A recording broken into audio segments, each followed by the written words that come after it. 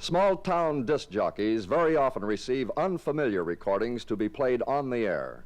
Here's a case in point where a hillbilly disc jockey received an album of records from Gigi, which stars Maurice Chevalier and Hermione Gingold. And here's a nice-looking record package in from New York. We ain't heard it yet. It looks like one that's going to be a good one. It's featuring that Maurice French Chevalier and that Herman Gingold in songs from Gigi. Now stay tuned to America's favorite penal program, What's My Line? This humorous transposition of words occurred on one of your favorite nighttime mystery programs. What you in for, buddy? Larceny? How much time you get? 99 years. 99 years? How'd you get caught? Some dirty squeal pigeon stooled on me.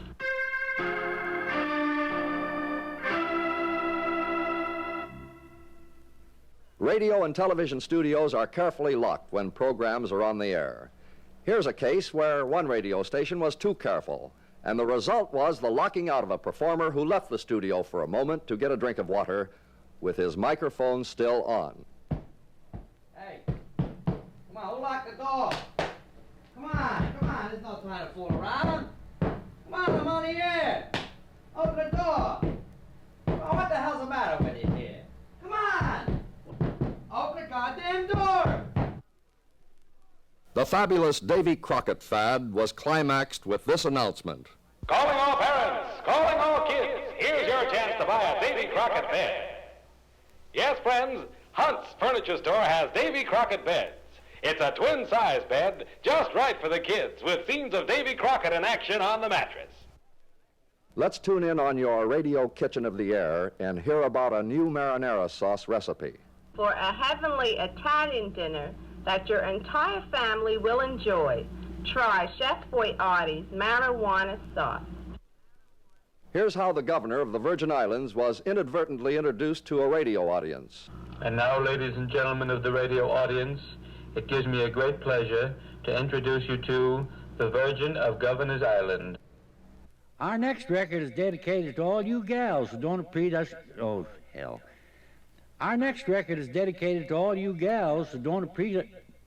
Jesus. Our next record is dedicated to all you gals who don't appreciate us men enough. A hard man is good to find. A good man is hard to find. Today's special, a 1953 Ford station wagon with radio and heater, light blue, a terrific buy for $1,300. Remember, it's in immaculate conception. And now for a favorite song of mine, and I'm sure of yours.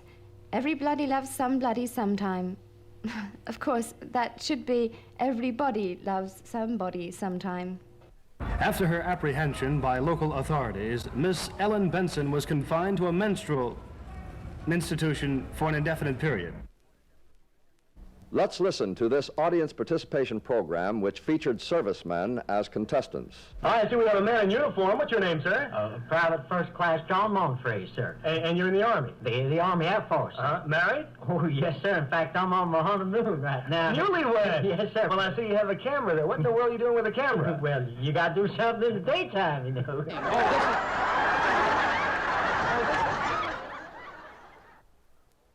In radio, complete silence usually indicates something technically wrong at the studio. Here's a case where the engineer became panicked by an unforeseen silence. His death is a severe loss to me personally and to the community at large, which he served so well and faithfully. I ask you all to join me in 1 minute silence in contemplation of this fine, devoted public servant.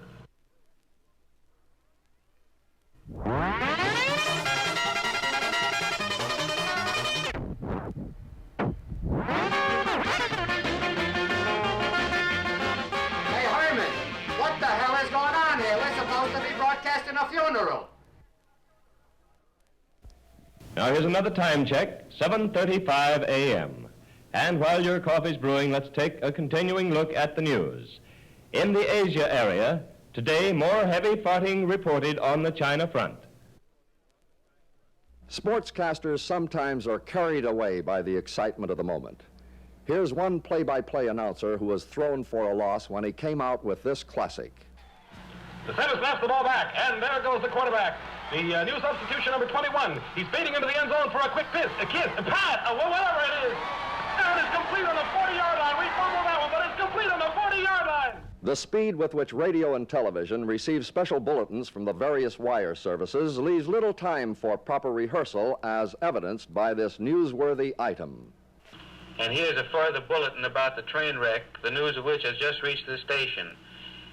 According to latest reports, more than a score of passengers suffered injuries near Carrollton, Missouri. The train was a Santa Fe chafe scream line. Oh, I give up. You'll hear more news about this derailment later at 7 p.m. We return you now to our regularly scheduled program. Damn, I wish they'd get me the copy to these damn programs sooner. Stenographers who type mimeographed scripts sometimes finish a commercial on a page that has to be turned, thereby making it difficult for a commercial announcer. Tums will give you instant relief and assure you no indigestion or distress during the night. So try Tums and go to sleep with a broad smile. In Washington, plans have been announced in connection with the festivities and ceremonies for the arrival of Premier Khrushchev. There is still some doubt, however, as to whether the Russian visitor will receive a tickle-tape parade up Fifth Avenue. One of the chief problems confronting the networks is the audience participation program, where there is no control over what contestants say. Let's listen to one of the airways' best-known quiz programs that became the victim of this contestant's spontaneity. Now, it's time we got on with our game here, which we know is double or nothing. And I want to explain to our first contestant, Miss Anna Miles. Right, Anna? Okay, Anna, I want to explain how we play this here. We have a $2 question, a $4 question, a $6 question, and a $10 question. You know? Any money you win on those, you can take away. Sit down, take it. Then if you want to play double or nothing, you can go for a $20 question, you know, and you want to go on top of that, you can go double or nothing for $40. Now, are we all clear for the game, Anna? Right. Let's square off. Anna, you tell me you're a waitress, right? Right. What did you do before that, Anna? I was in the Navy. You were in the Navy? Navy nurse. You were a Navy nurse? Where were you a Navy nurse? Well, I was in Corregidor, 19 months. You were captured? Yes, I was. I was in Jap prison camp. You were in a Jap prison camp for how long, Anna? Well, I was there the whole 19 months, and the first 3 months we were in, we wasn't bothered. Mm-hmm. But then after that, brother, I believe we were certainly bothered. Gee, I'd rather see you win here today than anybody else up here, I swear. I'd like you're not married? No. Where's your family from? Where's your dad from? Well, my dad is from northern Michigan. He's a casket maker. A casket maker? Right. He was waiting for me. Anna, tell me, have you had any unusual experiences in your work as a waitress? Oh, there's several.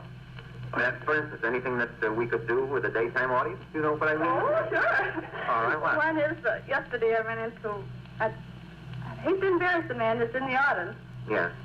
But he asked me a very question that I didn't know how to answer, but anyway, I had him. Yeah. He asked me, he says his friend, I went to the doctor and he's very sick. Yeah. So I don't know what to do, and he says, I don't know what to tell him. Do you? Mm-hmm. Well, right away I says, yes, maybe I can. I don't know. Yeah. I said, what the trouble was? He says, well, he can't go out nights, he can't eat, can't do nothing. Poor guy. And he said, he hasn't seen his wife away on a vacation. He said, so what do you think we should do with her? Well, I didn't know what to answer there, so I said, well, I don't know. What's your suggestion? He said, well, I think you should get a good-looking girl like you and take her home and just have a big screwing party.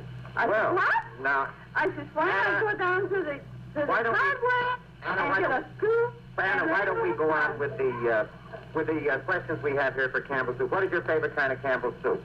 What is your favorite kind of Campbell's soup? Vegetable. All right. Put Anna down. An engineer was responsible for this blooper. He accidentally threw a switch that cut off the local program and substituted the current network show.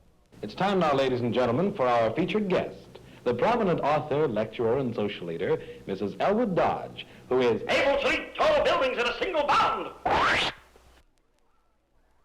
So if you have wash day troubles, put an end to them with a really modern detergent. Send immediately for a free Dirty Days supply. Turning to the world of golf now, word has just reached us that in order for amateur golfers to participate in this major tournament, they will first have to qualify sexually. I beg your pardon, that's sectionally. We take you now to the BBC in England. Hollywood stars, as well as those here in London, are usually faced with the problem of losing weight before starting a new picture. But not in the case of the talented Shelley Winters, who in her latest picture, The Diary of Anne Frank, found that she had to gain 53 pounds. When asked how this was done, she replied she had to go on a very strict high colonic diet. Oh, mercy. And now we have a very attractive young lady here at our microphones. What's your name? Mrs. Renee Robertson. And what are you doing in town? I'm on my honeymoon. Your honeymoon. Well, are you enjoying it? Oh, I'm enjoying every inch of it.